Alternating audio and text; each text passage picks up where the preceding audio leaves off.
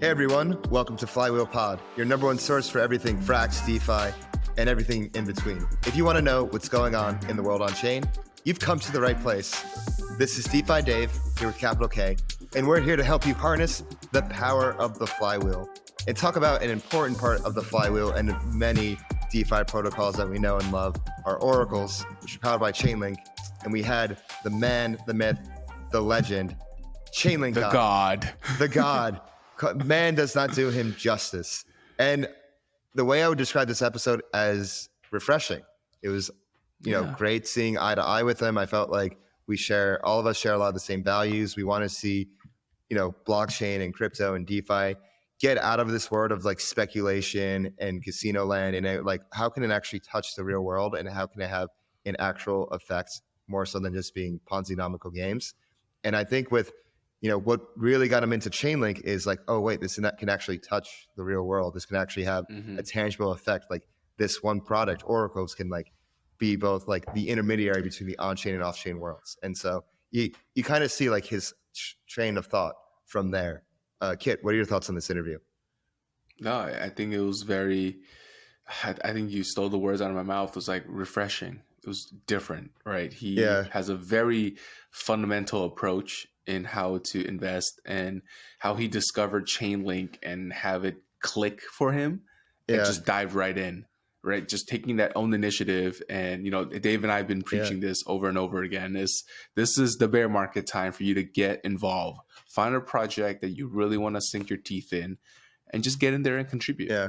I think my favorite story from the episode is when he was talking about the Breadcrumbs and they had like a SEAL Team 6 unit of like the most dedicated Link Marines that would go in and scavenge like the most obscure documents and talks and like EY documentation here. Yeah. Oh, like Swift's document, this and that. Like that's really cool. I think like having a community like that, it's no surprise that Chainlink took off the way it did. And even like, after it had its like top, there's still like a super strong community and they're actually building real world use cases. And he had a lot to say, not just about oracles, but all of DeFi. And this, I think our listeners are really going to enjoy this one.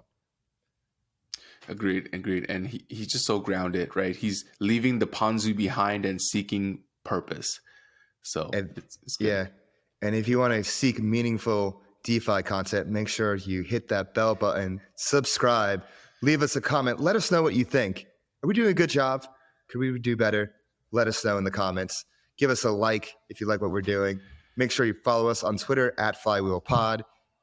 Hit us up in our Telegram group. We've been having a lot of great conversations in there at Flywheelpod. You can keep up with me on Twitter at DeFi Dave 22. You can keep up with me at 0xcapital_K. And let's get the flywheel spinning.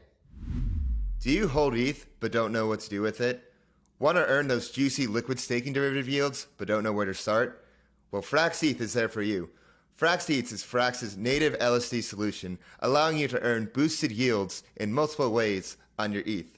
If you want to get started, go to app.frax.finance and turn your ETH into FrxETH today. All right, everyone. We're back at Flywheelpod, and this time around, we have the legend himself. He doesn't have God in his name for nothing. It's ChainLinkGod. ChainLinkGod, how you doing? I'm doing good. Thanks for having me on, guys. Pleasure, honestly. Like, I'm so happy we got to get you on because I just saw you like 2 weeks ago, and I'm just like, oh, we need to like do a podcast. I feel like it would be such a great episode, and you just love how like these things work. Yeah, I'm happy to be on. There's so many things to talk about. Not everything's exploding. So many things. Yeah. Honestly, like I was like looking on like which question where to start, and I want to start off with a recent tweet thread that you had about how bad crypto is at naming things, because I couldn't agree more. When I was actually down at DevCon, somebody made a speech exactly about that. So it's really been like the Achilles heel of the space. So like, can you expand on that thread a bit more? And like, what are some ways crypto and especially DeFi can improve on linguistics? Yeah, my sense is that in crypto, it's a lot of engineers. So people building highly technical infrastructure and tools. And so oftentimes the names we ascribe to things are also highly technical in nature and not very normie friendly. And so like even the most elementary like cryptocurrency, like, okay, well, yeah, there's some trying to be currencies, but I would argue most crypto is not trying to be a currency. And so that just creates like a false mental model of like, oh, this token is a cryptocurrency, so it must be a currency. But that's actually not true many times. And like you take something like NFTs. Well, you bring up NFTs. What the fuck's an NFT? Nobody knows what that means. And so you have to say, oh, it's a non-fungible token. Well, I don't know what that means. And then you have to explain what that means. And like, it's so like in crypto, we have all these highly esoteric, very complex names, and like nobody gets it by default. And it always, you have to explain what it means. And not everyone is very good at explaining these things. They're very technical. I don't understand everything crypto. I don't think anyone fully understands everything. So like, it's not helping us like try to get the next generation of the next, billion users in the space when we don't really know how to describe what we're doing. Yeah. Like the terms we use are just not very marketable. Like there's some good terms, DeFi is, it just creates this mental model like, oh, it has to be decentralized, but not everything in DeFi is trying to be decentralized, and that's fine. But then it's almost like you're being misleading by calling it DeFi when it's, maybe it's just on-chain finance or open finance or something that could be better. So like open finance was the original name. Yeah. It's similar to open banking, but that probably would have been better than just calling it DeFi. It's not terrible, but now it's stuck. So like you got to use it or people are even more lost than before. So it's catchy. It's a hard problem. You wouldn't have DeFi Dave without DeFi. Literally. Open banking Dave doesn't just hit, open banking. It doesn't really have the same zing to it at all. But I want to get back to your point. So like, what are like some better terms that we could use? Like if you could like start over again, like cryptocurrency, I couldn't agree more. That kind of just stuck because Bitcoin, when it first came out, it was trying to be a currency. It was trying to be this medium of exchange. But, obviously all these tokens out there aren't really, that's not their MO. So like, what would you like categorize most tokens? Yeah, I mean, it's tricky because like a lot of tokens, a lot of them you could just call them currencies. Some of them you could just call them like crypto commodities. Others are like crypto securities, although there's like, bad connotation, but that is you don't want to be crypto security. Yeah. So like most of them I would just call them tokens. Like people know what a token is, like Chuck E. Cheese token. A lot of them are just kind of like that. I think a good example is like NFTs. What I thought Reddit did was interesting. They didn't call them NFTs when they launched theirs. They called them digital collectibles. And so like they got rid of all the negative connotation with NFTs, which there's a lot, some of it justifiable. But you call them digital collectibles, that doesn't have the previous connotation. And it's probably more accurate. It's way more intuitive. And like, that's just a better term. Not every NFT is a digital collectible. If you have something like ENS, just call it a domain name. You don't need to refer to it as an NFT. Like, it's just call it what it is. And so like, I don't think like I know all like what all the terms should be, but I know that like a lot of the terms we use are just, we got to think a little bit more. Like technical terms work in a white paper. If you're going to put it on your website, maybe think a couple steps of like what your grandma is going to understand about it. I feel like oracles and Chainlink, with especially oracles, that's actually good linguistics right there. It makes sense, like taking like information like on chain, off chain. Like oracles seemed like it was a good fit. Like, what are your thoughts on like the linguistics of the oracle space?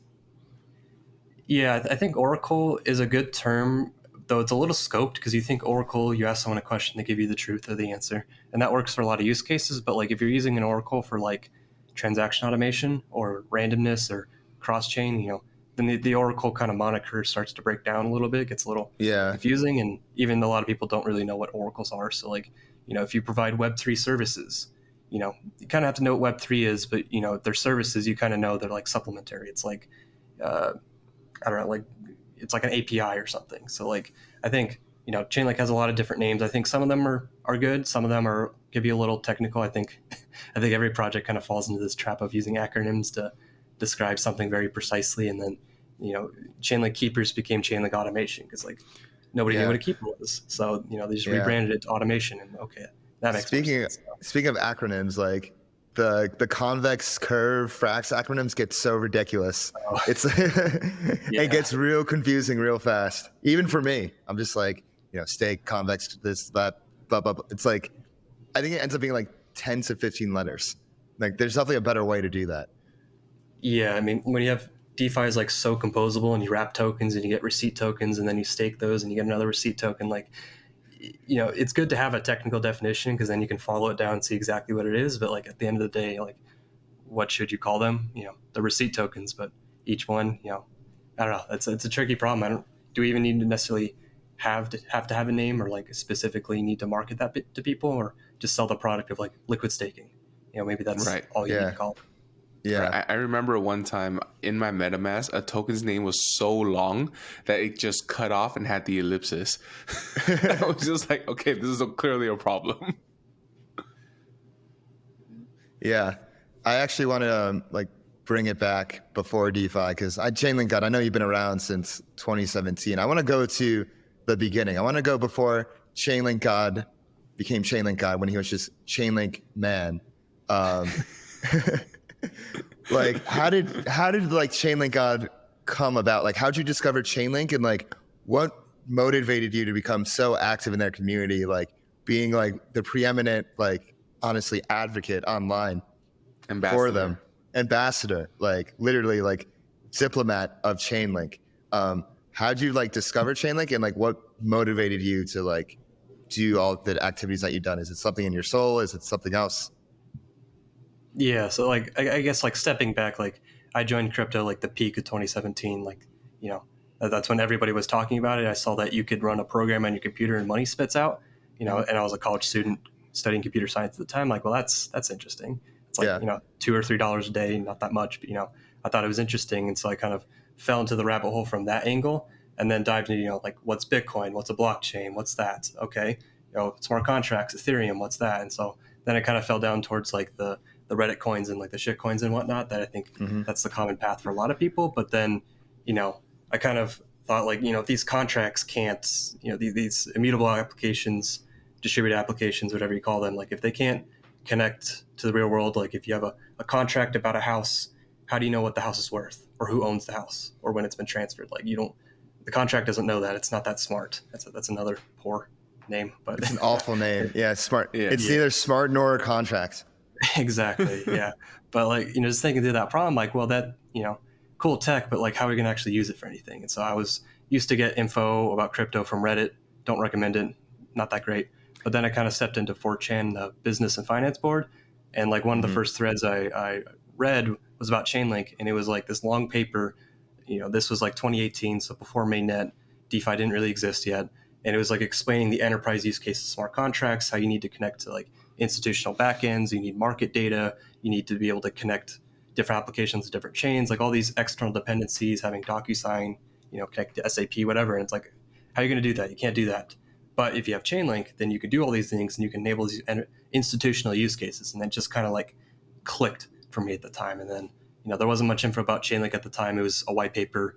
The website wasn't launched yet. There wasn't any like talks really. So like it was very esoteric, but I just kind of went full in. And over time I found crypto Twitter, which was like a dozen or two frogs, essentially. And so I just went on there to like start shit posting with the other frogs. And because everybody else was frog, I had to be a frog as well. And like had the Anon moniker and whatnot, but like nobody understood Chainlink like in crypto. And, this was before mainnet still. And so, it was originally just supposed to be shit posting, but I just wanted to break down the information asymmetry because like I understood the potential, but it didn't seem like everyone else did.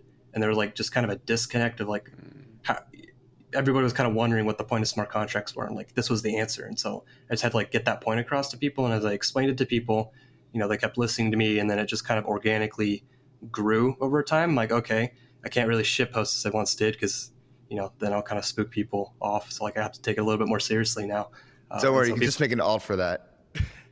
Yeah. Right. I think everybody on crypto Twitter has that one alt that they don't talk about. Yeah, that one alt, yeah.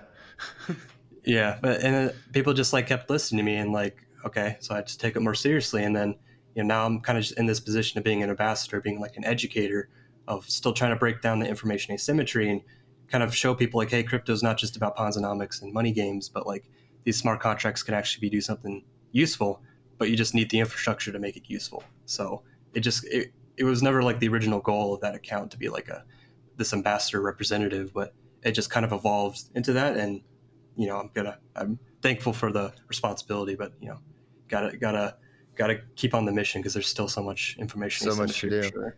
And I guess when you were coming up and like, ChainLinkGod was like, you're getting a lot of followers, Link Marines really started to show their force on crypto Twitter.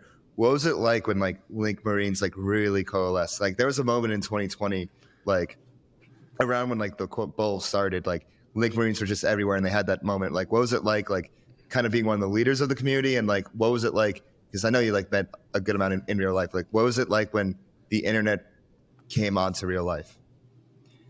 Yeah, so it was interesting. Like 2020, like you mentioned, like that was really when the community kicked off, and that's when all the excitement was. And it's like it was a lot of responsibility and like a lot of that's where most of like the FUD battles, like when you have a community that's super excited, super loud, people want to take the other position and argue against it naturally. And so like that's a lot of like where I was arguing with people about like the purpose of oracles and Chainlink and whatnot. And that's those types of discussions. A lot of the onlookers can learn from that. And so like it was like a giant spotlight being shined on Chainlink and then naturally being shined on me because sometimes when you look up Chainlink on Twitter, my name shows up first. So like I'm like the entry point to Chainlink for a lot of people, and like I'm not just in the Chainlink community, but I'm in like the Ethereum community and the DeFi community, and like kind of I just follow people that I find are interesting and like give good information, which is sometimes in the Chainlink community, sometimes other communities. And so like I was kind of like the bridge between those two communities. So like a lot of those interactions came through me. And so it was pretty surreal, I have to admit, but it's kind of a good feeling to be like that entry point to crypto. Was that when you picked up the moniker ChainLinkGod? Like when did that moniker kind of come on? Like I'm pretty sure your first Twitter handle was not ChainLinkGod, was it? I thought it was.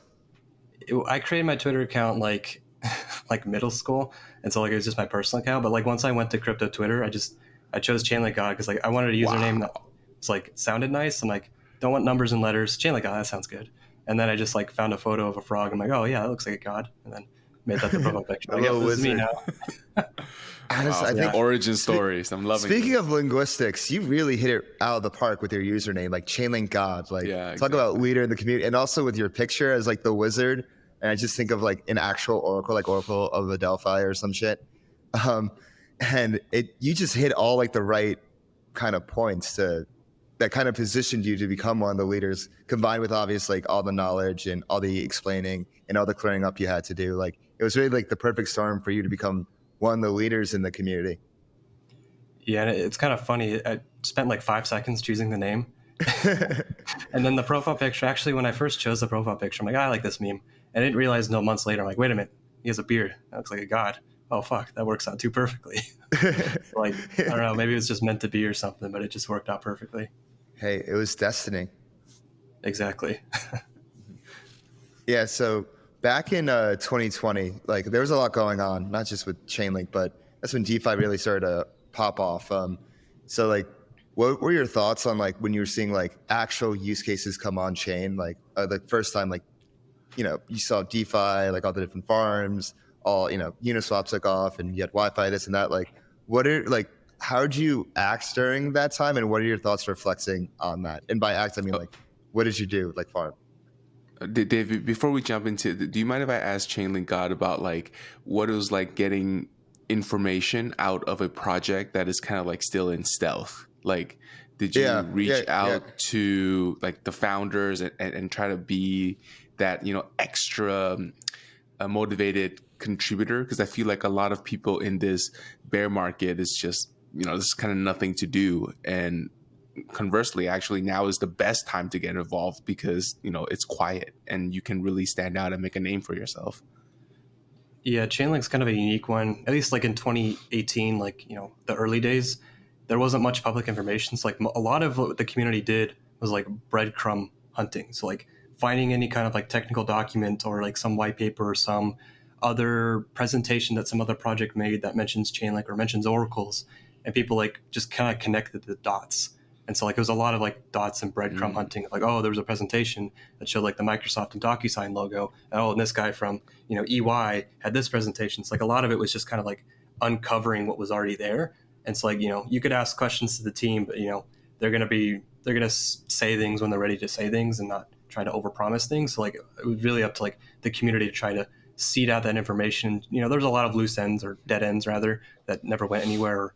Some, Libra was going to be a big thing, but obviously that got shut down. So like, unfortunately, or, a good thing, I guess, in some people's perspective, but, it's just kind of finding out where those breadcrumbs are and then trying to piece it together yourself and then taking that information, putting it into like 280 characters and then kind of expressing that to other people and like uncovering what the work is. Like a lot of it's just like pure hunting for info.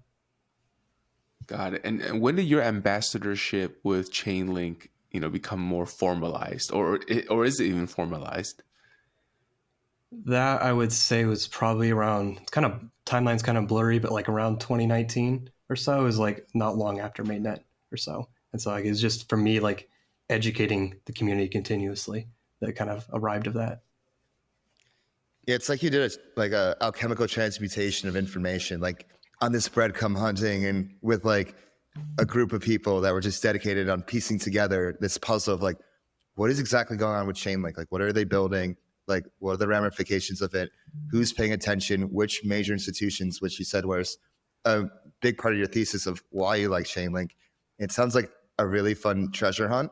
And then you transmute the information into 280 characters of what people can understand. Yeah, and in like the early days of the project, when there's not much public info, so like you can imagine the world and there's all these possibilities. Now it's a little bit more tangible because like there's products actually being used by other institutions. Like the breadcrumbs are a little bit more rare these days, so it's a lot more just official communications of like what's happening and whatnot. Yeah. But yeah, definitely during those early days when like the world was an open sea and like anything was possible, all the institutions are going to adopt crypto tomorrow. Then there are all these breadcrumbs. Some of them came to fruition, some of them not so much. But who knows what's going on behind the doors. I honestly, and I think Kiet, you can relate to this with Frax, because I feel like we're hunting for Frax breadcrumbs, and we're the ones transmitting the information because it's quite dense. Like the docs are dense. You have to like scour for interviews. We do the interviews ourselves, and then we just put it into words. And also Sam, our producer as well. Put it into words for people can understand, whether it's like tweets or memes or, podcasts or whatever. So, I feel like we can relate in that regard. Yeah, even if like the information's public, like you said, if it's like in a doc and it's very technical and it's like 50 pages, like it could be public, but nobody's going to digest it. Like you need to put it in a podcast format or tweet thread or like a simpler blog post, and then people start to understand it. Most of the breadcrumbs are in the Telegram. It's just Sam Kaz Telegram message. Those are the breadcrumbs. And that's it. If you just pay attention to that, you know exactly what Frax is up to. Yeah, and like it's all the info's there, but like digesting it, putting all together, connecting the dots, reading through everything, like that takes time that not everyone has time or interest in doing. So then just like distilling that down, then people are like, oh man, this is valuable. And then that's kind of like where the following starts to come. Exactly. Well, that's actually quite inspiring for us, because you were doing it back in 2019 and now we're doing it in 2023. And, I think we're all just like, we all agree, like there's a lot of work to be done in our respective communities. I want to go back to 2020 to the question I had before. So like, what were your thoughts when you saw like all these different like farms and protocols and DeFi products come out of nowhere? It was like, wow, like crypto actually has a use case. Like, wow, Chainlink is being used for all these different protocols. It's like an important component to synthetics. It's a vital component to Aave. Like, what were you think? Like, what were your thoughts? You're like, oh wow, it's like the thesis is coming true. Like, what are your thoughts? Yeah, it was kind of surreal in some aspects because I'd been following DeFi for a while. Like I used ETHLend, which like the precursor to Aave. I used Uniswap V1, like the beginning. Like I used Compound. Like I used all these things at the beginning, but they're all like niche. It had like $1 million in TVL. Like it was interesting, but I was like, okay, that's cool. But then like in 2022, Compound did their liquidity mining, and that's when things started to really kick off. And so like it seemed like DeFi mass adoption, of course, was like right around the corner. Aave was blowing up and scared by Chainlink, all these different farms. I've actually been following Yearn for a while, like Andre, since it was like iYearn, and like it was the initial like liquidity shifting between like Aave, Compound, and whatnot. And then he launched the Wi-Fi token, and then that's when things like started to go like just bananas. Best way to put it. Like every day there was another yield farm, and there was yams, and then there was sushi, and then there was all these like different and Blue Kirby. Blue Kirby. And then other than ChainLinkGod, like the greatest like community advocate, like, marketer. That guy, like incredible storytelling. I don't think he didn't explain things like you did. He wasn't technical. He was just the hype character. Man. Yeah, he was definitely a hype man. He was very interesting. Speaking of yams, I think the funniest and craziest fact about yams and Wi-Fi is that when yams launched their farm, like 50% of Wi-Fi, like all Wi-Fi in circulation, went into the yam farm, which had like a buggy contract. Yeah. I mean, those were the days where like you could put money in a contract and like your money didn't do anything. It just sat there, and then you just got tokens in return. Like, it was the most risk-free, even if like the contract broke sometimes. Yeah. And then like as like DeFi summer evolved, it got more and more risky. Then you had to take on like impermanent loss, and then you had to keep exposure to like these pool twos and these governance tokens nobody wanted, or like these Ponzi rotation games. Yeah, the valueless governance tokens that everybody wanted. So like it started to get really crazy, and then like I think after like the sushi migration, I'm like, okay, I think this is gonna heat off a little bit, and then it lasts a little bit longer. But then things, now we're in like month 36 of the DeFi bear market or something since then. I mean, it's almost over. I mean, Degen Spartan tweeted something not stable. He tweeted like he started the LSD narrative single-handedly with one tweet. So I think we're like nearing the end of the DeFi bear market. Yeah, but I think like looking back, obviously what fueled most of that was just the money printers that fueled 100%. Yeah. I mean, a lot of useful Yearn came out of it. Sushi, a bunch of different protocols came out of it. Most of them died, but like, it showed like the real value. But obviously, if your system is just circular speculation, then it's not going to last forever. And then it evolved to become the L1 rotation, and then now it's going to be something else. Yeah, and it proved that you could do stuff on chain. And without DeFi Summer, I don't think the 3 NFT bull runs that just happened in one cycle would have happened, because it's like, oh, you can do stuff on chain now. But it did turn into the L1 rotation, and then also like the Ohm fork rotation, this and that. Like, what are your thoughts on like those rotations? Were you just like, oh, this is like too speculative, like there's really not much meat there, or were you like, oh, there's like some actual value being here, but it's being clouded by speculation? Yeah, with the Ohm forks, I never understood them. I never touched them. I just didn't get it. I'm like, this is way beyond me. But with the L1, I rode some of those waves, but to me it was more like from DeFi Summer I kind of knew what was happening, and then I ended up writing like a blog post about exactly what happened. But like to me, like there was some chains that had some innovations, they had some useful properties, doing something new, but a lot of the times they were just kind of a fork with a money printer, and it seemed kind of obvious that like it wasn't clear to me like why everybody was so into it. Obviously the money, but like beyond that, like people were like super passionate about these fork chains, and so to me it felt kind of hollow. It's like I wrote some of them just because like I'm not going to leave money on the table. But to me it wasn't the same energy as DeFi Summer. L1 rotation was longer, but to me it just wasn't the same energy. It was just kind of the reshuffling of the same exact game over again. Yeah no, I couldn't agree more. ChainLinkGod, CLG, when did you first actually like dive into crypto full time? Was it all the way back in 2018 when you kind of got when you discovered Chainlink? I mean, that's probably when it like captured the most of my attention. But I think it was like after COVID, I was in college for computer science, and once COVID hit, school went online, quality of the education was shit, and so at that point I'm like, all right, I'm getting more out of crypto than I'm getting out of school. So at that point, I basically I dropped out, and then that's when I started just doing the crypto stuff full time at that point. So like midway through the journey, although I guess not so much anymore, but yeah, that's, had been in there for a couple of years at that point. Paid your dues. Drop out, bullish. Frog meme profile picture, bullish. Lake Marine's bullish. Very bullish. So speaking of, so there's all these different rotations and, different categories and themes that came up.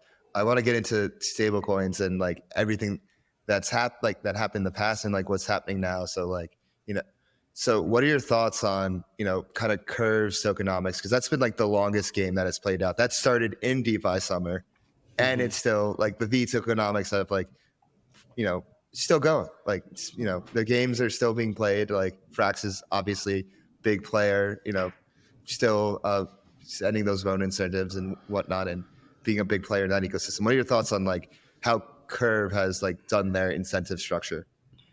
Yeah, Curve's a funny one, because I remember in DeFi Summer, everyone thought the tokenomics were terrible and predatory, and everybody, was like the laughing stock. And then like a year later, everyone's like, oh my God, this is the best thing ever. And then everybody was a vote escrow token at that point. I think the structure makes sense if you have revenue. If you don't have revenue, then it's just a Ponzi game. But if you have revenue, like the aligning the incentive, like it works really well for specific types of applications where you need token holders to direct where subsidies go. And that's the incentive alignment. It works fairly well out. And then obviously, we had Convex that was built on top of it. And then now there's, Union built on top of that. And it's gotten a little bit more complicated since the early days, but I think the structure makes sense. It's definitely like has Ponzinomics to it. I think every economic model has some of that to it, but I think their structure at least made a little bit more sense of like aligning incentives. You're locked up if you want to direct where subsidies go and you get paid for that. Like that structure makes sense, but I think like the high inflation at the beginning definitely spooked people. And if it's sustainable, it just depends on what the demand is for Curve. If there's lots of demand for Curve, it'll do great. If there's not, it'll fall apart. And that's ultimately like no matter what economic model they chose, that would be kind of the scenario. Yeah, so it seems like you have like your own methodology in judging DeFi protocols, their tokenomics.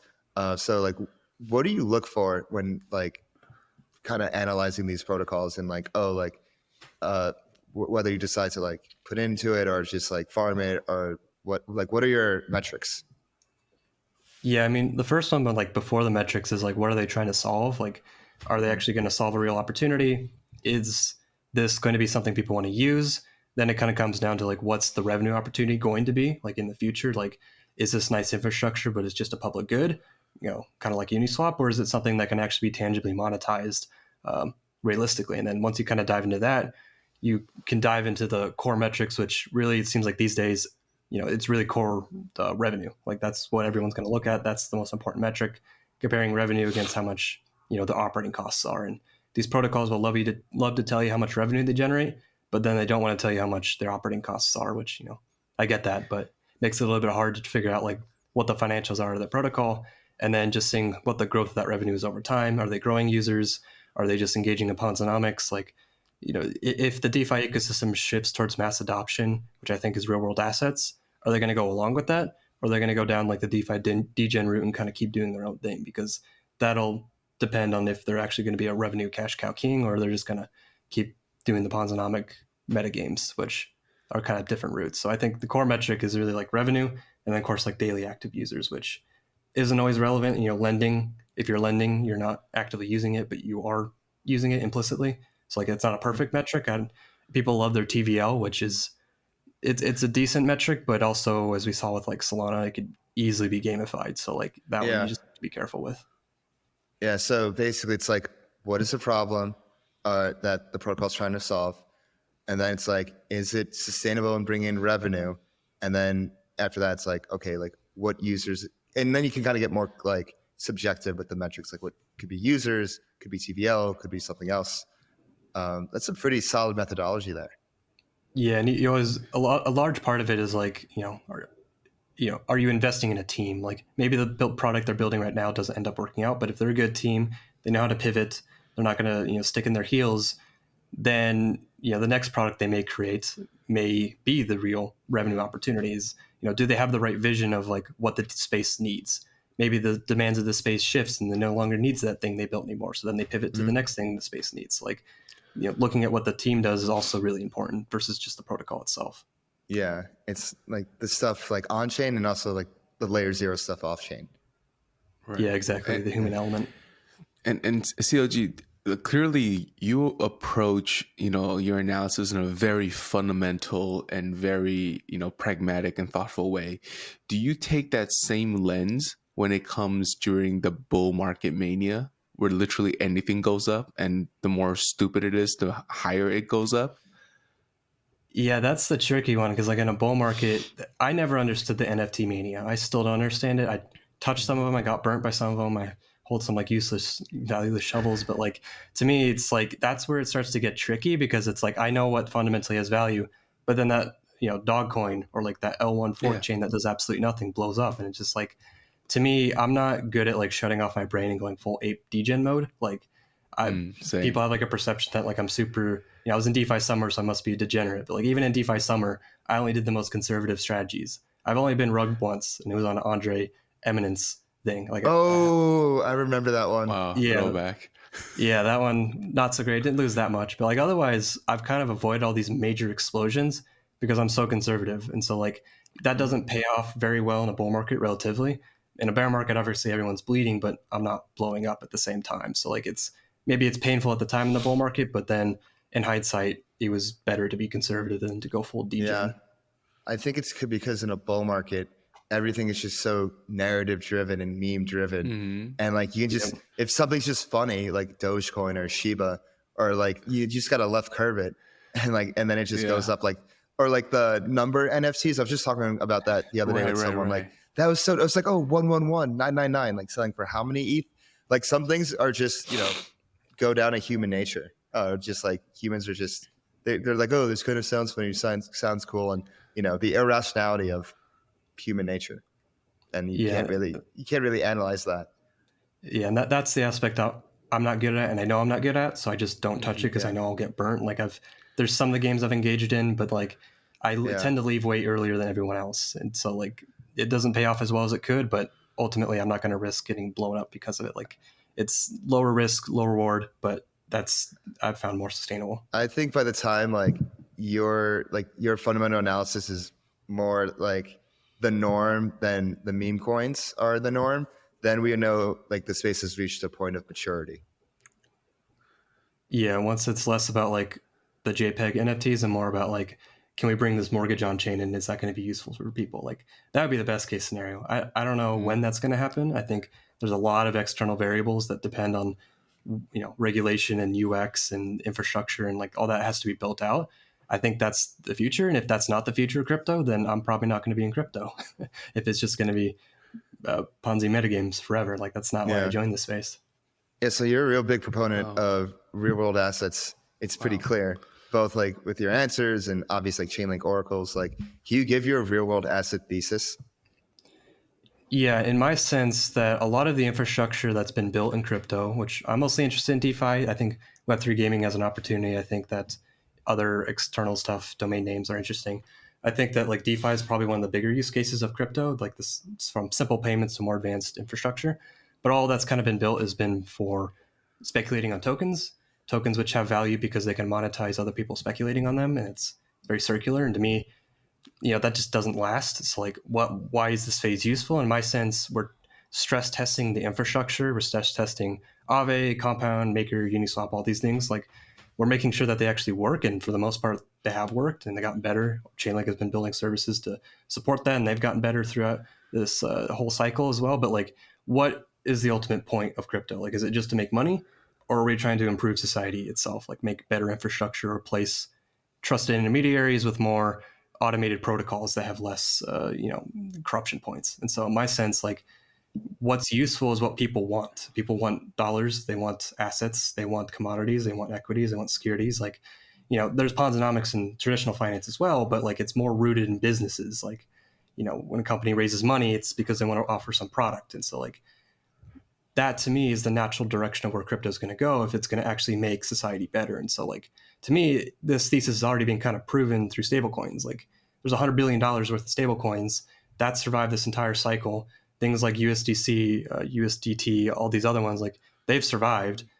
There's clear demand. The next step is like gold, homes, equity, like all these other things is going to actually fuel crypto and actually, you know, provide infrastructure for people where they can engage in commerce with each other without having to distrust each other or screw each other over. Like it's much more trust minimized, even if it's not pure DeFi and 100% decentralized. It doesn't matter. It's better than the status quo.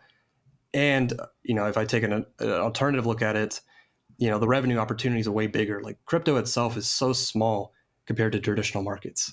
Currencies, like the derivatives market, is absolutely gigantic. Like it's incomparable to what crypto is. So if you care about making money, then you should be building use cases that are useful to society because they could generate way more money than Ponzi metagames, in my opinion. It's like for everybody, it just makes sense. But the thing is, it's not easy or it would have already been built. There's a lot of roadblocks. And it's not fast. No, not at all. And people expect things to be fast. Like, oh, like this contract's like live. Oh, this website's live. Just like click a few buttons, boom, you're farming. But with, especially with real world assets, there's so many different layers, like an onion. You have to like go through to get them on chain. And I've like looked into it a bit. Like you have to like get like LLC, like wrap it in some NFT token, this and that. It seems like a giant legal mess. So like, how do you envision like mortgages coming on chain? Could they even come on chain yet? If not, that's fine. And if they can, like, what would it look like?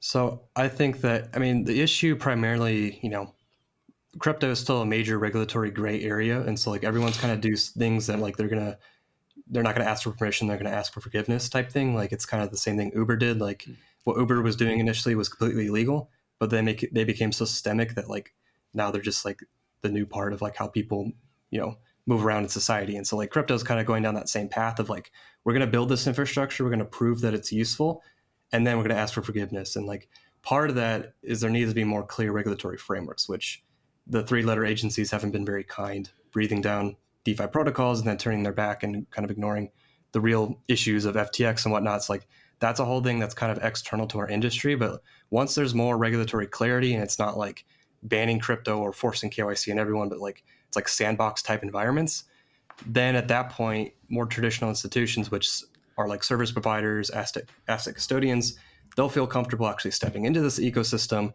They'll work with the Web3 startups to start building solutions, and then it'll kind of snowball from there. So like until we have the regulatory clarity, we're kind of at a standstill where like only the most like daring is really going to break through that and take the risk of getting completely obliterated by a 3-letter agency because they step too close to the sun.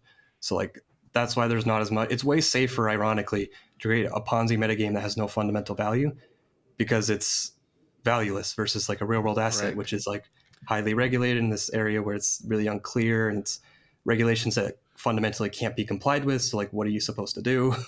So like, it's not an easy thing to solve. I think ultimately we just need that clarity and people just to build it anyways, basically. Yeah, we need people that have the balls to build, and we need Congress to actually say like, this is what is a token and this is what is not a token, or this is what like qualifies as a security, this and that. Like for me, this is a prediction of mine. And you know how we have initially code audits on smart contract was not really like a thing. Whereas nowadays there are a lot of firms who offer code audits. I think there's going to be a similar thing when it comes to regulatory audits. Whereas like before you launch your smart contract, you get your code audited and then you also get your regs audited at the same time too. Like I think these two things are going to be kind of table stakes. Isn't a regulatory audit just a lawyer? Isn't a code review just a code review? I mean, yeah, I guess like it's just a dev. I guess like maybe that's a service. That's a service like lawyers can provide is like regulatory review, like streamlined. That's actually a good idea. Yeah, and they do that already. It's called an opinion letter. When you go to a law firm and they just like write it for you, and they're like, okay, I think that's what it is, and then you kind of run with it. But no law firm right now would ever step in front and write that for you unless you pay them buku dollars, right? Yeah, and that's kind of the problem is like if you want to go down that route today, like it's going to be so unbelievably expensive. Like if you're a scrappy startup, you're just a dev, like you can't afford like a 6-figure lawyer to give you a slight okay and a letter that he won't let you publish publicly. Like it's tricky. In my sense, like if there's like a sandbox of like, for 1 or 2 years, you can kind of do your thing, but then you need to come into compliance and like figure out how. That may be a structure that could work. Obviously, you still need to shut down the frauds and like the obvious schemes and the lies. Like that's obviously never going to work. But, the cost of regulatory compliance is just, it's going to spook everybody. It's why nobody wants to be a security. It's too expensive. It blocks all your consumers and it just kills your project. It's not that securities are bad. It's all the strings that are attached to it that makes you uncompetitive, unfortunately. I mean, there is a precedent to that sandbox. It's just not written in law. And that's with Ethereum because, the SEC stated years ago, when Ethereum did their token sale, it was indeed a security. But over time, it decentralized enough where it was not a security. So there's some, standing there on that argument.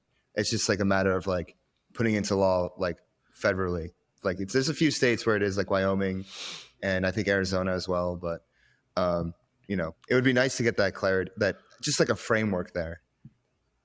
Yeah, and it's unfortunately, I don't know if realistically you could do an Ethereum type ICO these days. It seems like that's basically impossible, unfortunately, which means everybody complains about the token distribution and new tokens, but they don't really have a choice but to sell to VCs because they can't sell to retail users. So they're going to have to do that or just give all their tokens away, or the current incentives are just completely so malformed. Like the only tokens you can create have to be valueless. And if they're valuable, well, then you can't make them, which is like, that's the worst possible.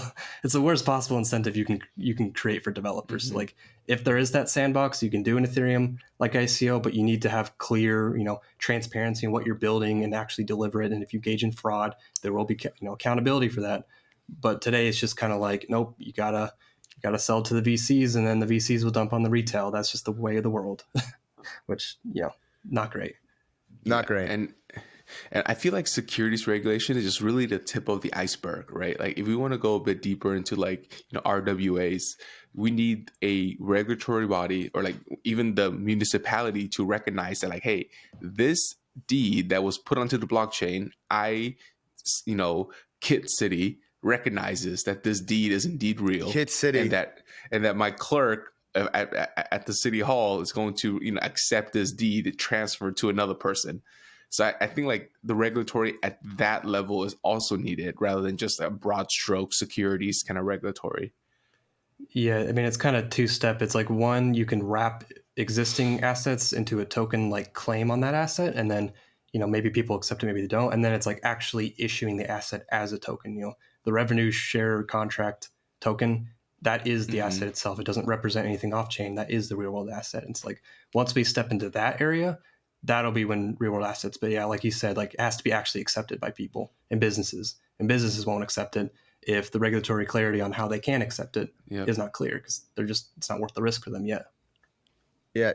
Do you imagine within the next 2 years, some major regulatory clarity to actually pass and come about, whether it's through the laws being passed by Congress or court decisions? Yeah, that's where it gets tricky to project. For me, it's there's two different paths of one, some other country is going to create an acceptable regulatory environment, and all the companies and businesses and developers are going to go there, either physically or virtually, and that'll be the innovation hub, and we'll be left in the dust. Or we'll actually get our shit together and start building some frameworks so we can keep all this, all this innovation onshore, and then of course be taxed, and it's in their interest to do this as well. But which way we're going to go, I don't know. It doesn't seem like we're being very hostile. And so I'm cautiously optimistic with it. If it's going to happen in 3 years, I feel like it's going to be 5 to 10 years. I feel like it's going to take way longer than we think to be established. Once it is established, this adoption is going to happen way faster than we think. But when that catalyst is, it could be in a year, it could be in 10 years. That's just completely unclear at this point. Yeah. So you mentioned stuff that actually, Kiet, did you have a question you want to say? Yeah. Just a quick follow up. I was do you think this regulatory kind of clarity would just happen in a natural course even if we don't do anything, or is there some active participation, some aggressive lobbying that the DeFi/crypto industry needs to do to kind of push it forward?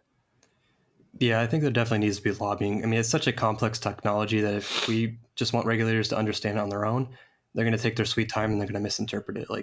Ironically, that's what FTX was trying to do, but obviously they were doing it in a self-serving manner, and they were doing it for themselves, and they weren't going against DeFi. So that you kind of have to deal with adverse, malicious lobbyists, and I'm sure crypto lobbyists is a bad term in DC now because of FTX, unfortunately. So that may have delayed things, unfortunately, but without lobbying, which is just unfortunately how our system works, things aren't really going to be much pushed forward unless, I think Coinbase is doing some good things, doing, the treasury over Tornado Cash, trying to set some lines.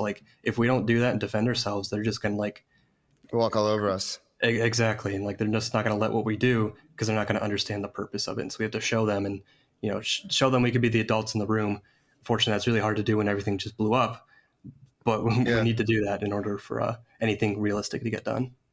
We need a consortium of gods. ChainLinkGod, AaveGod, CurveGod, FrxGod. We need a crypto Twitter delegation to DC and actually sit down with these congressmen, congresswomen, aides, lobbyists, and set the record straight. I mean, there are organizations that are dedicated to that as their job, like the Coin Blockchain Center. Association. Yeah, Frax donated $60K to Coin Center actually, and that's their full time job. Is that, and DC is such a different game than what we're used to on chain, the literal politics you have to play. I remember I went to a conference back in June that was a crypto DC conference, and it was such a different vibe because these congressmen, they have so many different things on their plate. They have what their constituents care about. They have their own agendas, this and that. In crypto, for a lot of them, is a footnote. There's only a few Congress people that have crypto at the top of their priorities, and that's Tom Emmer from Minnesota. You see Ted Cruz, a bit advocate. Cynthia from Wyoming. So like it's getting like becoming more of an issue, and more people did get voted in. But it's just like it's like you said, it will take probably 8 to 10 years. This stuff takes time.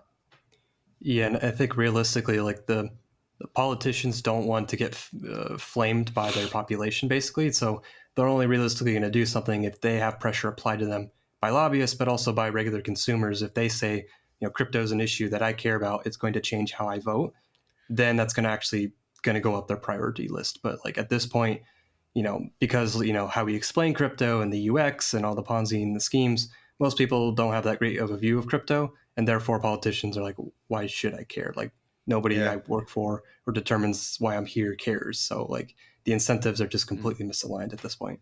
So you're telling me somebody named DGen Carl is advocating for Ponzinomics? What? Like, if you're like a congressman reading that, you're like, what is going on over there?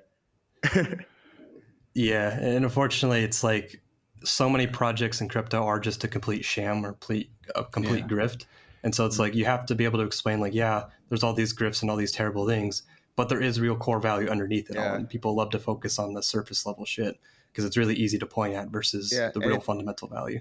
To the untrained eye, it's so hard to tell like what's a grift and what's actual substance. And that's a big problem. Yeah, and a lot of the times the lines could be a little bit blurred, or like a system, the only way it can come into existence is through speculation and Ponzinomics, and then they can eventually evolve into a state where they're sustainable and more legitimate. But like that model is not exactly clear if that transition is ever going to happen and what projects are legitimate or not. It's like even average consumers don't know. It's like, how are you supposed to create a framework for this stuff when, it can be so easily abused and taken, to just harm people even more. So like there are legitimate concerns, but doing nothing has harmed more people. So that's not a viable route either. Yeah, we've been living off chain for a good amount of time. I want to go back on chain, and I want to get your opinion on like what are you most excited about on chain, like protocols being developed on chain, next generation of DeFi.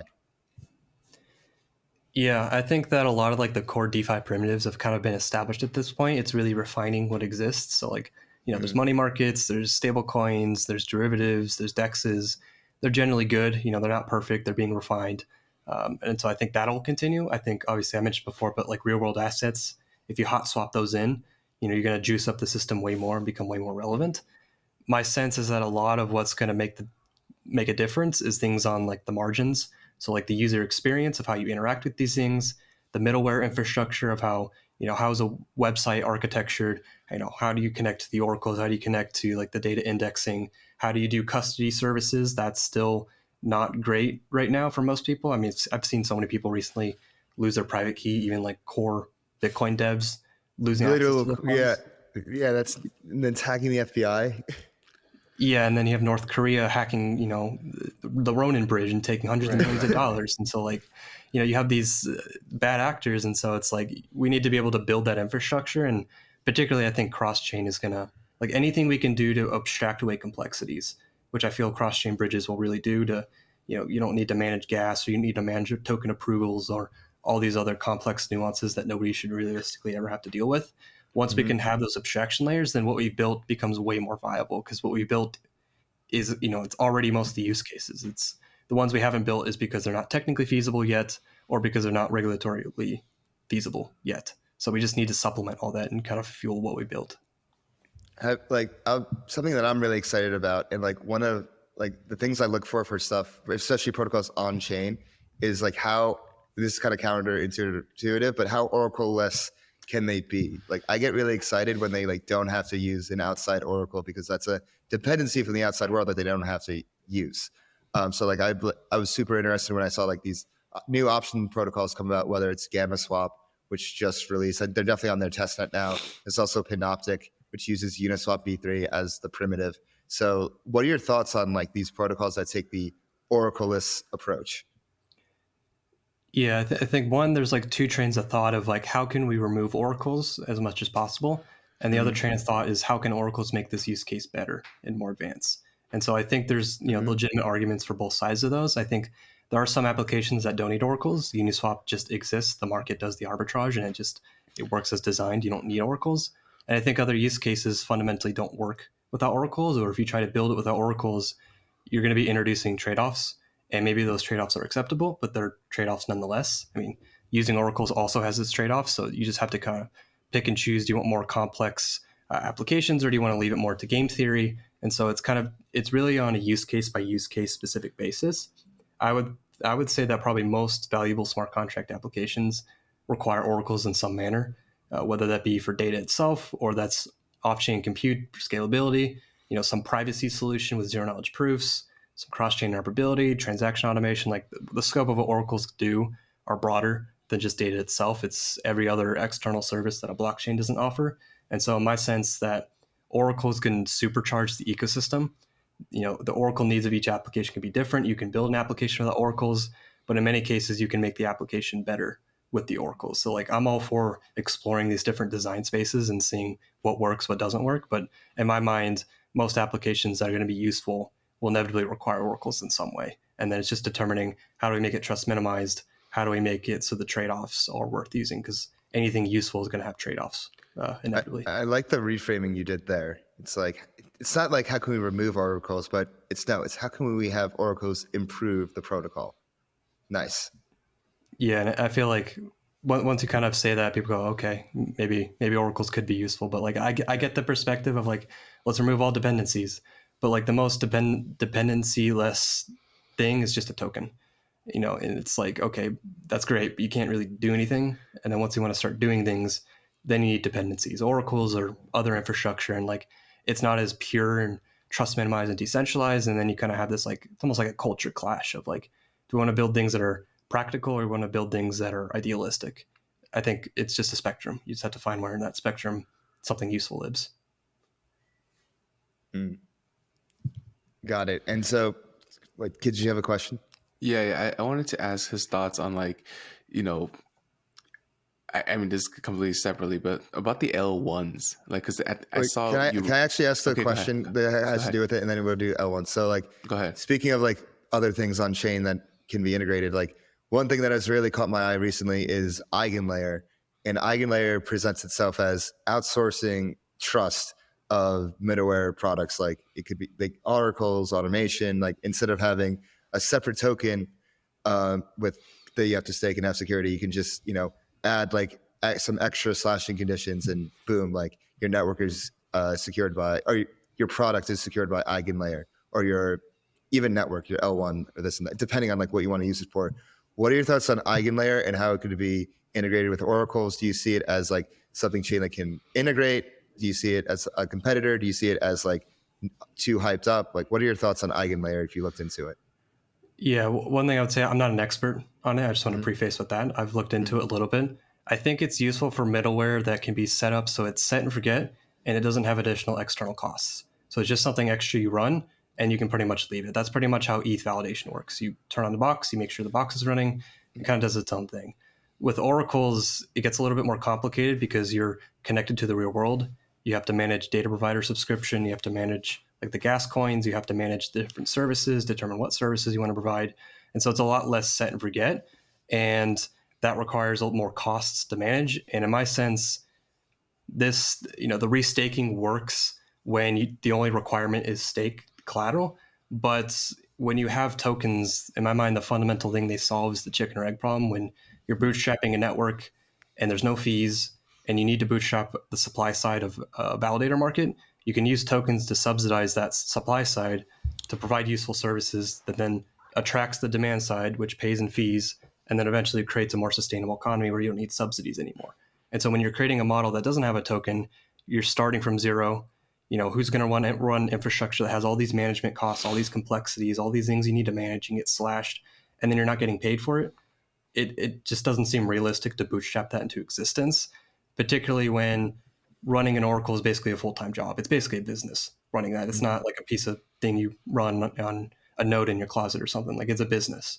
And so at that point, it makes more sense to be using basically the standard network that already has the users, already has the infrastructure, all the tools, all the monitoring software, and then getting paid for that because there's already demand for it. So in my mind, it's not impossible to build an Oracle on something like a Eigenlayer, like restaking system, but it doesn't necessarily seem practical to me to even bootstrap that off the ground. And then there's the whole other discussion of like, are permissionless oracles even a good thing when they can dilute quality and introduce attack vectors that allowing users to choose their own oracles doesn't have that issue. So like in my mind, it's possible. I don't really see it as a threat because I don't see it as practical personally, but I'm sure there's other middleware solutions where they are more set and forget and it can work more seamlessly and it can work fine. Then, not everything needs a token, but if you need to bootstrap a two-sided marketplace that has lots of costs for providing that supply, it just doesn't work as well, in my opinion. Got it. That's a very good take because you're right. It's not just, when you just add like a few extra steps, that doesn't take into account like all the other stuff you have to do to run an Oracle properly. Yeah, and oracles, it's one of those things that like it seems simple. You take data, you put it on the blockchain, people consume it, but you're connecting a highly deterministic smart contract system to a highly unpredictable, undeterministic real world where there's always changing conditions. When the world, the world's second largest exchange implodes, how are you going to handle that as an oracle? Is your data provider going to be compliant? Are they handling it? Are you going to be able to switch data providers in minutes in order to prevent an issue? Do you have enough gas in your wallet when some NFT drops and gas prices are now $7,000 per transaction? Like, how are you going to handle that situation? So it's like, it's all under normal operations, oracles are easy, but there's just a million edge cases you have to account for. And so that's where all these other oracles tend to trip over themselves because it's not intuitive and it's really complicated. You just have to learn through trial and error, but nobody wants to be the guinea pig, basically. I have one more question, and then to follow up on that. Speaking of data availability, which seems to be a big theme that's coming up, there's a lot of talk on DevCon about it. Like, what are your thoughts on Proto-Danksharding and Danksharding, and like how could that be used to help Chainlink out? Yeah, I think with those, effectively, by providing data availability, it helps Rollups and L2 networks significantly. And one of the largest operating costs of oracles is the gas costs of putting stuff on chain. So if you're able to reduce that costs, you're able to become a way more sustainable network. And so with Proto-Danksharding and eventually at some point Danksharding, it's going to boost the performance of Arbitrum optimism. All these rollups will be way cheaper. Ideally, devs move to those networks where Oracle services can operate way faster for way cheaper. So like it's not necessarily a direct benefit, but it's very much an economic indirect benefit. It's good for users. Okay. It's good for developers. It's good for oracles. It's good for everybody involved, basically. Okay, got it. Kiet, you can go with your question. Yeah. Thank you. So, no, absolutely. We've largely talked about ETH like this, for the majority of our on-chain conversation so far. But I want to get your thoughts because you did write a L1 rotation, kind of a post-mortem analysis on that whole thesis. Like with all the innovation going on in ETH right now, like, do you think there's even space for other L1s, or is it going to be like basically the L2 wars between building everything on ETH? Yeah, and that one that like there's also like there's different schools of thought. I think that a lot of L1s just kind of copy paste. They tweak a couple parameters. If they're just purely a rotation game, they're not going to be very sustainable. Nobody really cares. There are some chains doing something genuinely different. I would argue Solana's doing something completely different. That's the Soy and Aptos, or maybe you disagree with the trade-offs, but they are legitimately doing something different. And I think that has value for some types of applications. Web3 gaming works very well there. But I think the vast majority of, if you talk about finance, high value things, you want the network effects, you want the composability, you want the strong security. And when you're using alternative networks that only tweak a couple parameters, they're just going to be smaller. And so if you're able to use the security of the strongest network, which is Ethereum, and then you're able to build those applications on a layer above that provides additional benefits and gets the security from Ethereum, there's not a large reason to use anything else unless you're being paid to and you're given a grant by no one to build on there. Which I'm not going to judge anyone who does that, but it's for long-term sustainability. A lot of these L1s don't fundamentally do anything that new, or like they don't really offer anything significantly better. So like people will continue to play those games, but I think over the long term, most developers and most users will just go down the path of least resistance, which will be app chain L2s, it'll be generalized L2s, it'll be L3s, it'll be Validiums, rollups, all these things on the most secure layer, because why take the risk of doing something else on a different network that's more risky, worse applications, more expensive. It just, logically, it doesn't really make that much sense to me. So I see a world of L2s. I don't know if it'll be like 4 L2s, it'll be hundreds of L2s, or I think that remains to be open. I think there'll be some other settlement layers like Solana, maybe a couple of others. The Cosmos multi-chain thesis has its own merit, but every other fork chain that tweaks parameters, I don't see them exploding, just like kind of withering away. Yeah, I recently spoke with a crypto founder, and he explained his philosophy to me, or rather his line of thinking was like, if you are already a founder of a startup, that's already, really high risk. And on top of that, you want to add on chain risk of building on a chain that may or may not survive. That's just simply untenable, and it's just not very shrewd for you to take on both those risks at the same time. So yeah, and a lot of those devs who do chose to do that, it's either because they were given a grant, right. That's just the only way they can exist, or they see themselves as being the XYZ of that new chain. We're going to be the Uniswap of this new chain. We're going to start from a lower floor and we'll have way higher to grow. Maybe that'll work out, but like you said, if the chain dies, you're kind of fucked in that situation. And is the risk even worth it if you're really building something useful and new? It's not, doesn't really make sense. Right. You have two existential threats. Your startup could die and the chain could die. So. Yeah. And then all the, I feel like we're all guinea pigs in DeFi, and there's like a hack or exploit, both either smart contract or economic, like at least every month. And at one point it was like every week. And so there's so many different things that can go wrong, and like taking safety precautions is, of the utmost importance and highest priority. Yeah. It was mentioned earlier, but like, everybody in crypto wants everything so fast. And so like, it leads to like a build fast and break things type mentality, which is terrible when you're dealing with people's money. You can't have that with people's money.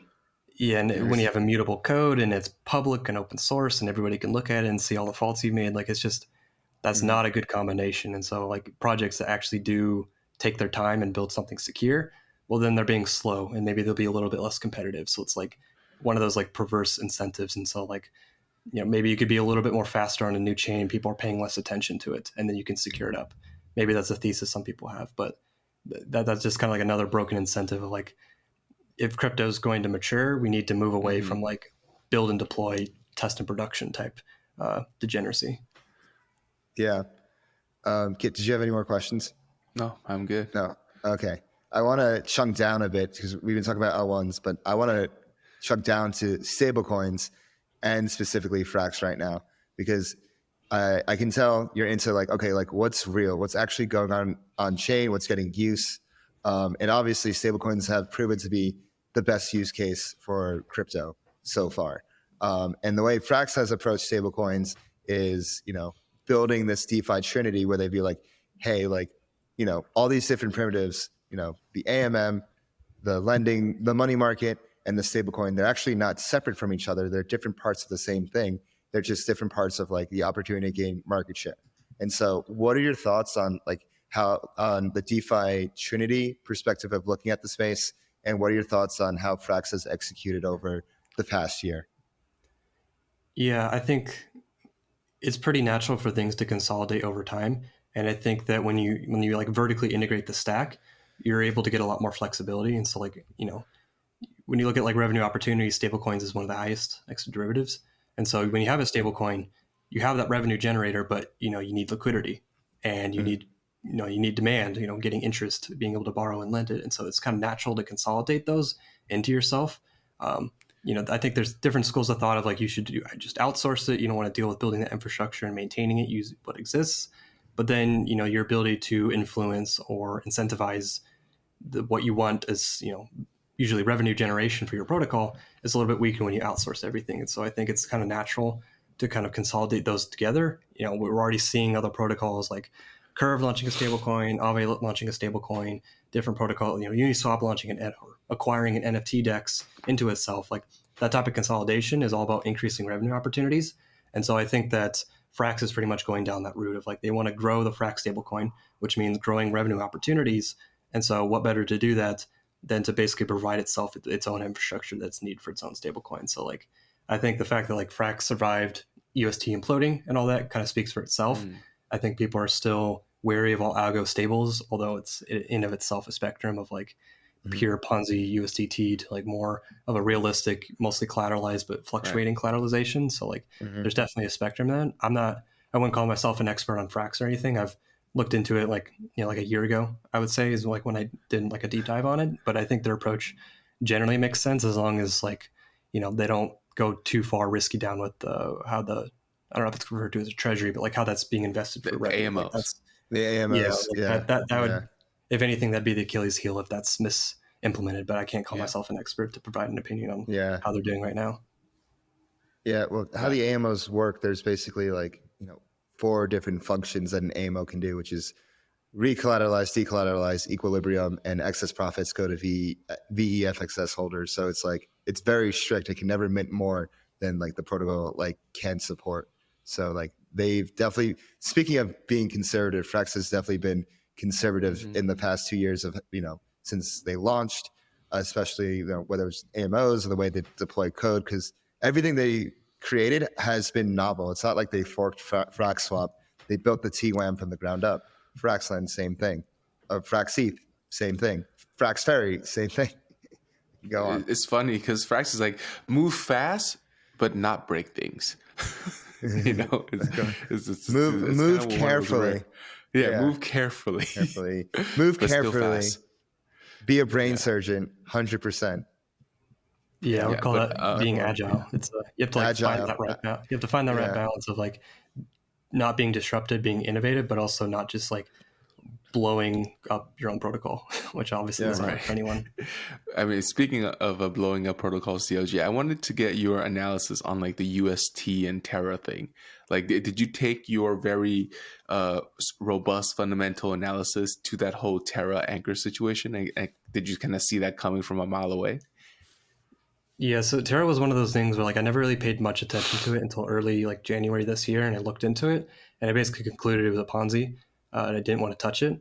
But it's one of those things where like I don't want to like poke the bear too much, particularly of like a large potential user of Chainlink. It's always like a sensitive thing, and so I just kind of like I'm not going to touch it. Like Anchor 20% yield, a stable coin that's completely unbacked. Like I'm just not going to touch it. And then I wasn't predicting it was going to collapse so soon. But then, obviously it did collapse. And so like, in my sense, UST was never going to work in the first place. And it was just continuously being repropped up. I never looked into it because I was never interested in those types of stable coins. I didn't think they were ever going to work, and they still haven't worked when you go down that model. So like, I don't want to say like, I predicted, I knew it was going to collapse. But like when I looked at it, I'm like, okay, no, this doesn't work. I don't know how it's working. I don't get it. I'm not going to touch it. And inevitably it didn't work, and then it collapsed. So that's it seemed like UST was the final conclusion to all the algo Ponzi stables that even first came out back in December 2020, like ESD, DSD, a lot of hype, like a lot of like people behind it, and then eventually collapsed. And whether it was like that, Iron, Malt, there's so many. Like, and then the grand finale, UST, which was like way bigger of scale than everything else combined. And I think after that, people are like, okay, like we've had enough of like this type of model.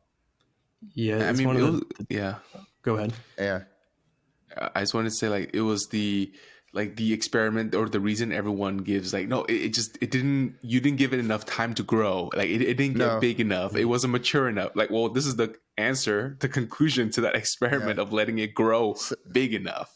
So it was really interesting. On a previous interview we had several months ago with Bobby On, and I remember talking to him about this, like when Frax first came out, he expected Frax to go down to like, I believe it was like either 70% or 50%. I think it was like 70, 60%. Uncollateralized, like at its peak. And at the end, when it was all said and done, like the lowest Frax went was like 82.75%.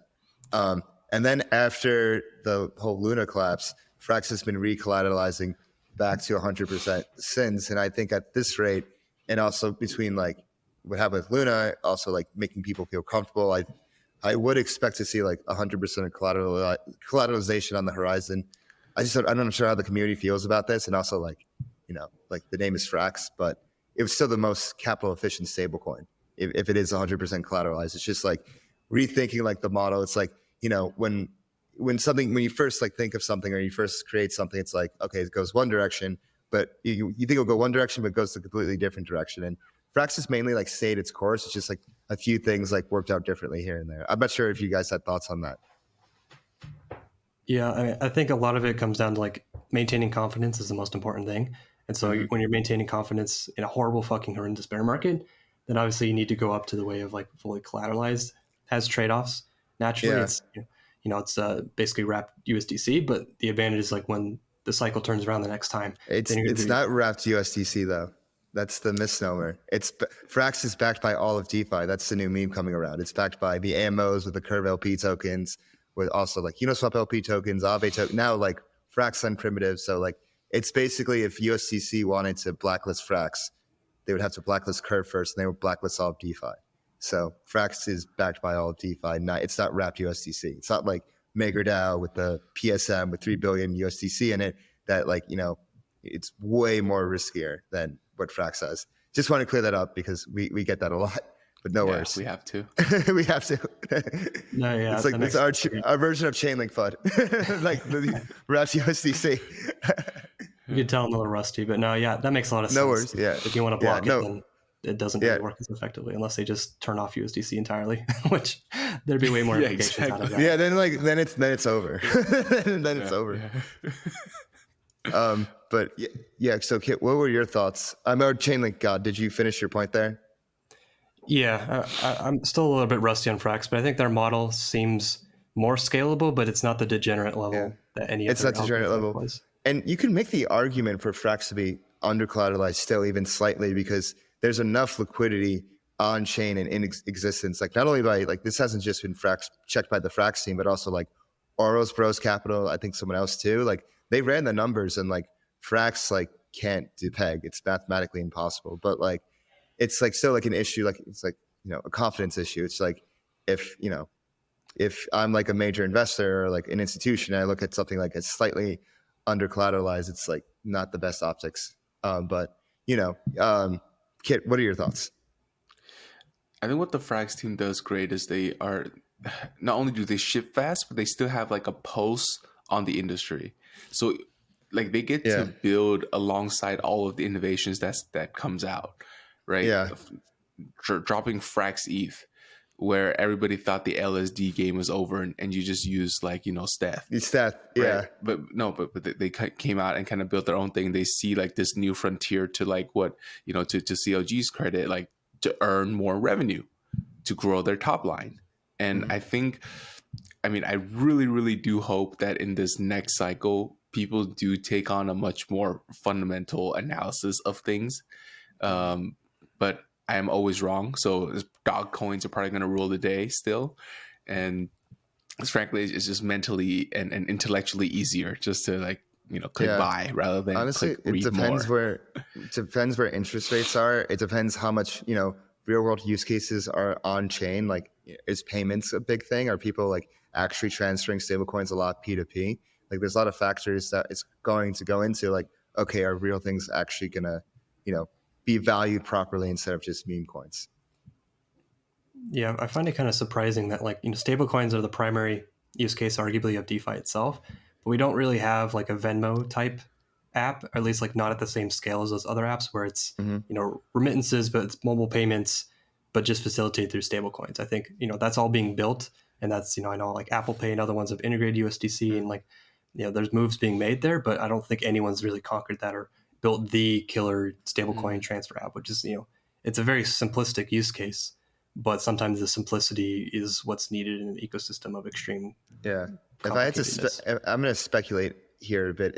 If I had to speculate on like a Frax rollup, because like we've speculated on that in the past, and Sam has hinted at it, something like years down the line, probably like who knows when, whatever. But like I would imagine like that rollup would be like specialized in like payments and like fast and cheap payments, whether it's like an L2 or even like maybe there's like an L3 that is just like only like P2P transfers or Frax, like nothing, no DeFi, nothing else, just like, and then like, you can go actually like a lot. My brain just went down a hole. You can go like a lot of different angles. Like, hey, like maybe on like the L2, you could, use that as collateral, and like there's some storage proof going on, and you can like take out a loan on Arbitrum or something, or on mainnet.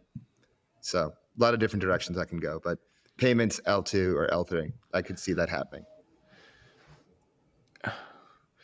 So we're sitting here talking about this like second generation of DeFi, and I remember, like, earlier in this call, COG said, he thinks it's you think it's RWAs, but then we dig a little bit deeper, and that's 5-10 years away.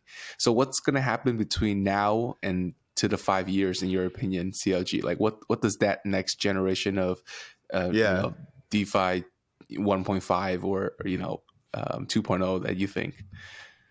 I think on one end, right now it's basically survival mode. Can people survive through the fire of when revenue's down, people don't want to speculate as much? Can you survive based on the economics that you have or that you can build? Don't know how long that will last. I think it was mentioned, like, when interest rates change or when there's more money flooding the system, usually things do better. And so are you able to survive until that point? I don't anticipate too much innovation, or if there is, there's just going to be less builders, less users at this point. And I think that once like real world assets, that inflection point is hit at like 5 or 10 years, however long it takes, I don't think it's like an overnight type thing. It's not like, oh, we have real world assets, we're good to go. Like, it's going to be a continuous process of deploying certain types of real world assets, seeing if they work, kind of skirting around whatever clarity is given in order to build something. And then I think it's going to be like a slow process. It probably won't be majorly adopted at first, but it's more like testing the waters, the same way like pre-DeFi summer, people kind of were just testing with Uniswap, testing with Aave and ETHLend before that. So like, it's hard to tell like the unknowns of what new use cases will come out. Like I never expected NFTs to blow up as big as they did. I thought like DeFi would be first, then maybe people got like NFTs, but like NFTs just took off because that was like the monkey brain activity that went off. So like there may be another one of those. I feel that Web3 gaming is probably going to be a pretty big one. I think most of the relevant ones are probably still being developed at this point. Yeah. And they still need to get past like the Ponzinomics, Axie Infinity problems that happened. But like, I do think there's a real possibility for Web3 gaming, and that doesn't care about decentralization as much. So I think, there's also like identity that could be a big play, especially with like gaming. And, if as our lives come on chain more, like, but there's privacy concerns. One of my predictions for 2023 that there was going to be like a new round of Ponzi's, but they're going to be DeSci Ponzi's, like decentralized science Ponzi's. And it's like, oh, fund this research, get an NFT, like, and like people speculate on the NFT, and it's like the equivalent of bio stocks basically, but like done on chain. But like the thing is with all this speculation is fun, but I feel like it turns off a lot of devs. And right now, like crypto has competition for dev talent with AI. Like AI is now like, the hot girl on the like the new hot girl on the block. And like everyone's like talking about Cerebral Rally, this and that. And like, it is cool. It is interesting. And like what matters most, it's like people are like, wow, this could like make a tangible difference. Like it really like gets to people's why if they're doing something. So like, I feel like if crypto doesn't grow up a little bit, then, the talent is going to go to other directions. Yeah, I think it's definitely taken a lot of the attention. I think that right now it's AI is like exploratory of like, we can build these funny pictures and we can do these different songs and we can do these different, augmenting coding. But it's like they're already faster towards reaching real world use cases than crypto has over the past 10 years, which is a little concerning for our industry. If we can't catch up or we can't provide something alternatively, then it's just going to be the AI will be the narrative for the next couple of years. And I think part of that is like regulation was clear. Like if there was a framework that came out like 2019, I think it would be a completely different story.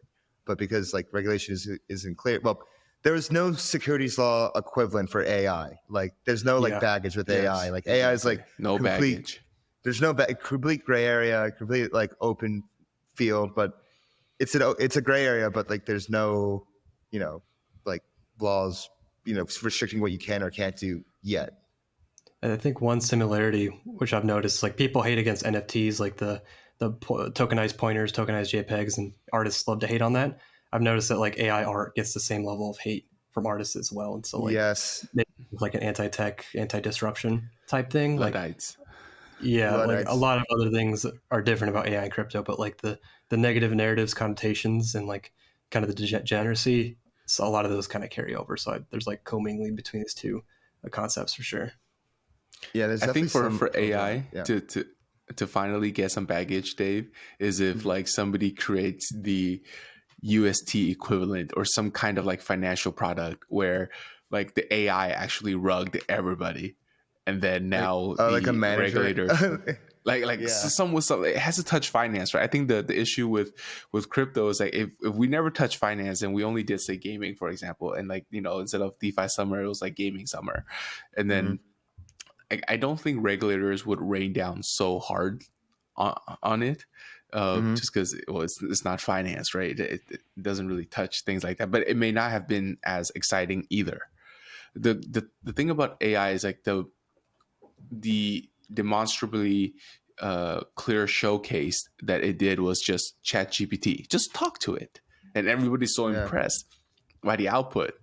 But it's so easy to comprehend versus in crypto, it's like, hey, you could LP here and take that receipt token and then farm here. You can also take it over here to leverage it.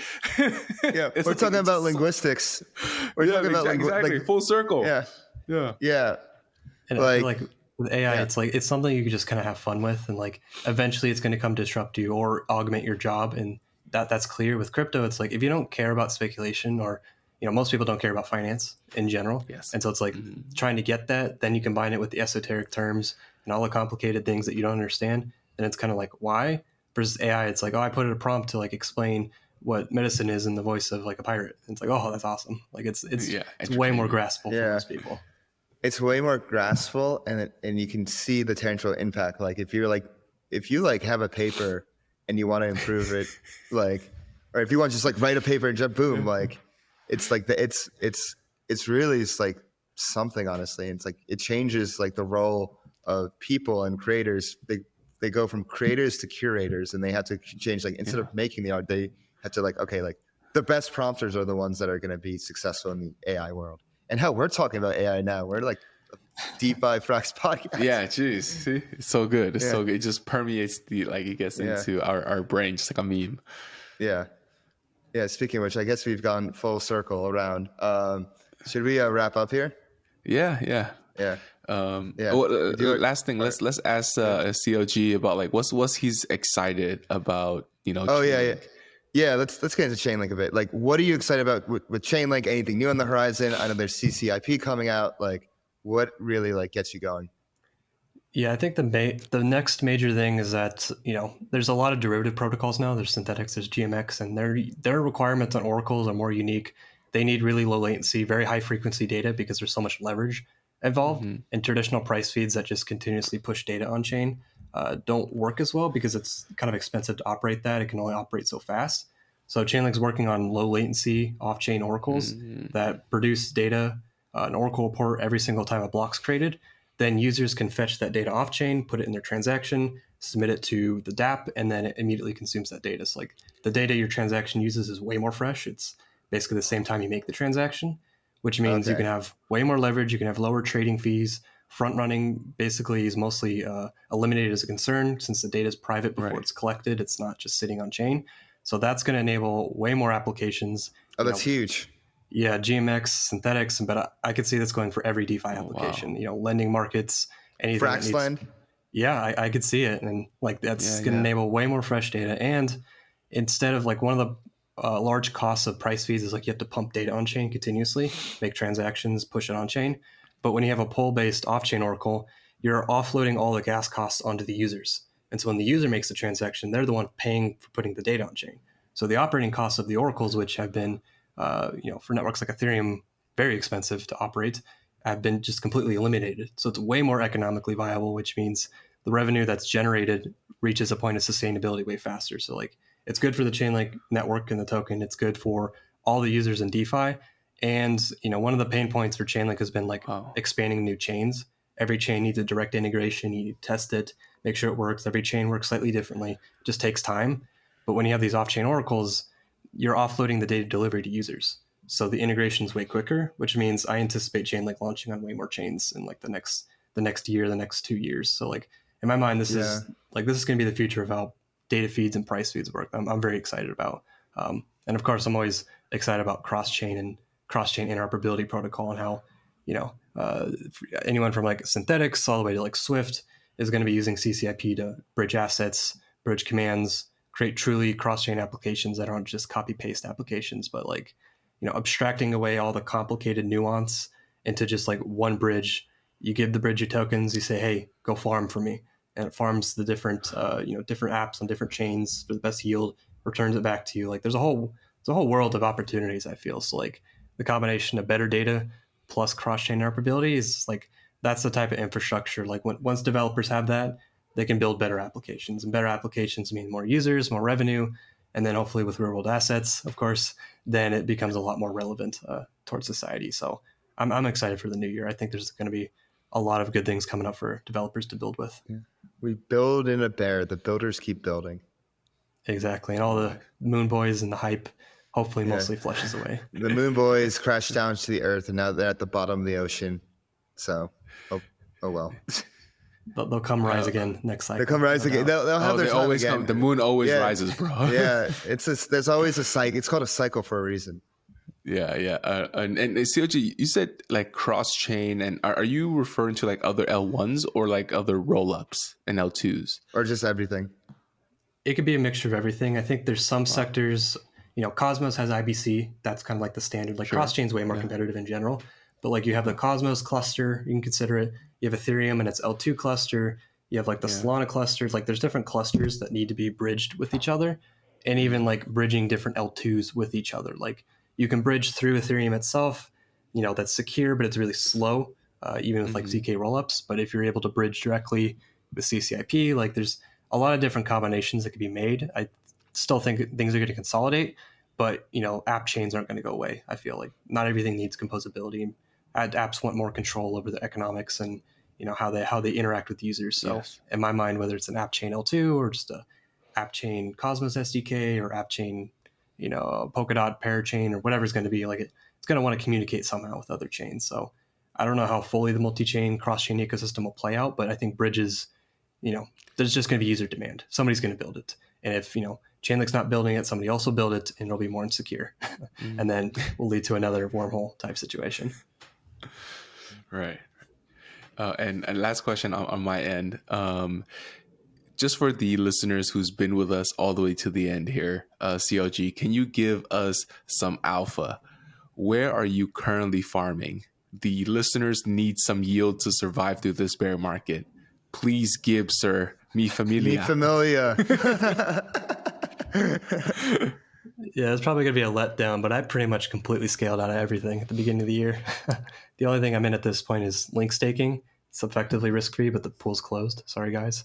But at this point, my sense, like CeFi, I try not to touch that much. That stuff never, I get why people use it. There's a use for it, but like the risk never made sense. DeFi, ever since like UST, I'm like, okay, doesn't make sense. It's just not worth it. Like I'm sure there's yield out there, but at this point, I'm not the degenerate that I once was. He's a reformed god. We all grew up a little bit. Kid, what are you farming now? Currently, right now, I am on RB in the ETH and USDC Uni V3.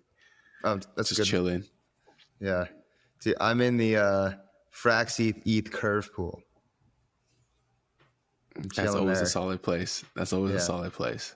And then I'm in like a few other things. Just mainly Frax stuff, honestly. I don't like to venture out of Frax just because like I know what I'm getting and that's kind of like my like risk stuff I do is like I know what I'm getting and like I trust it. And so, the yields are always been reliable. So FrxETH, everyone. Got your choice there. FrxETH. All right. We're going to wrap this one up. ChainLinkGod, thank you so much. At the end of every show, we do a lightning round, and we're going to do that now. Kiet, let's go with the first question. So, CLG, what was your first virgin crypto experience? When did you first actually touch the blockchain? And sexes don't count. That was probably Ethereum itself. I think the only thing that existed on chain was Uniswap. So I think I swapped some ETH for BAT tokens on Uniswap V1. That was a long time ago. Oh, BAT token. Ooh, yeah, throwback. I held it for too long, I think. But yeah, that was my first experience. Like, oh shit. I learned more about Uniswap than I did, any other token I swapped with. Solid virgin experience. Second question, what is your favorite off-chain touch grass activity? I would say sometimes you got to disconnect. So I'm a man of like hiking Also go off-roading sometimes up in the mountains a little bit. So just gotta be gotta disconnect from the angry crypto Twitter noise, Shazam, and then just kind of go out in nature and literally touch grass. Like mountain biking, ATV stuff, or just nice serene hikes? Mixture of hikes, and then also I have a truck, so taking some off-road dirt and mud trails. Oh, okay. So what would be some advice you'd give to your, let's say, like younger self, like 18-year-old self, 20-year-old self, or whatever your age is, like 5 years younger than whatever you are now? I would probably say don't take things at school so seriously. It realistically does not matter that much in the long run. Experiences matter far more, as well as be prepared for the extreme degeneracy of financial speculation. Otherwise, it will consume your life. So be careful. Wow, good advice. And the last question here is, if you weren't in crypto professionally, what career path would you be on right now?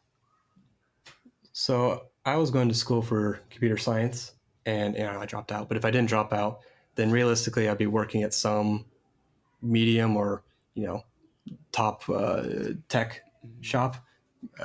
Probably in like Silicon Valley or in San Francisco, working hunched over a computer, coding something up, trying to make advertisements slightly more efficient, getting more eyeballs, attention economy. It's realistically what I'd probably that was the path I was going down. Who knows how things would have shaped up, but yeah, I would have been in tech, but wouldn't have been in the financial speculation economy.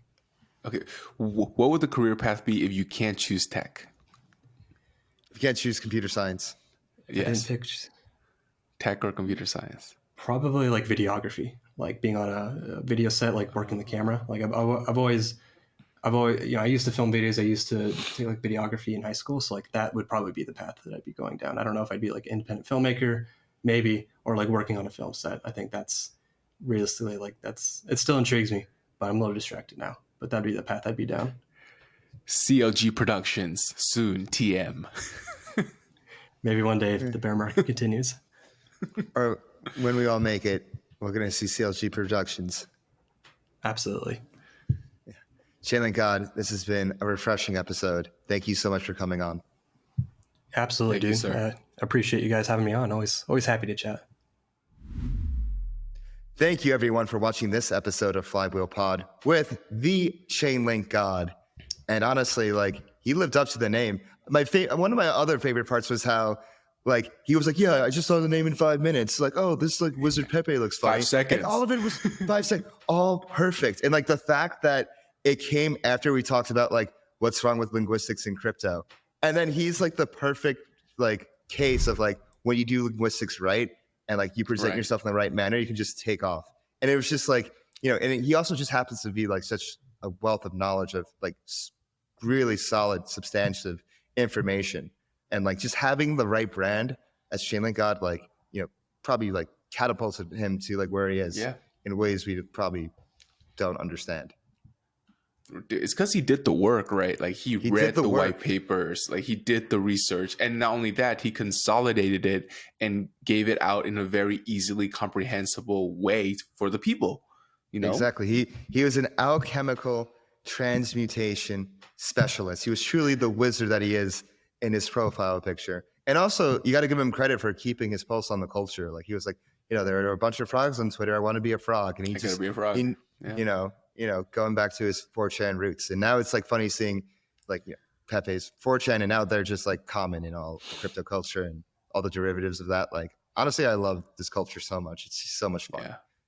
And also speak about like staying in your lane, right? Obviously, ChainLinkGod, being who he is and as influential as he is, and so many friends into space, he was probably offered like a ton of access to early deals or early farms or everything. But no, he stayed his lane, and like he only kind of participated in what he knew.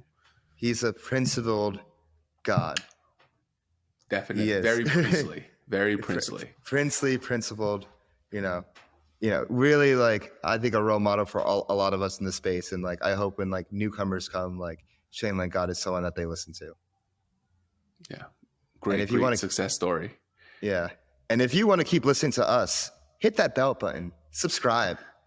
We'll be here. We're here every week. We're here for you. Don't forget to hit that like button. Leave us some comments below. We want to hear you. Honestly, let us know. Yeah, just let us know. Keep up with us on Twitter. Follow us at Flywheelpod. Join our Telegram group. We got lots of great discussion going on in there at Flywheelpod. You can follow me on Twitter at DeFi Dave 22. You can follow me at 0xcapital_K. And we'll see you next week. Peace. Oh, yeah. Wait. Damn it. My chair doesn't slide. Everything said on this episode is not financial or tax advice. This channel is strictly for educational purposes and is not an investment advice or solicitation to buy or sell any assets or to make any financial decisions. This video is not tax advice whatsoever. Please talk to your accountant and do your own research.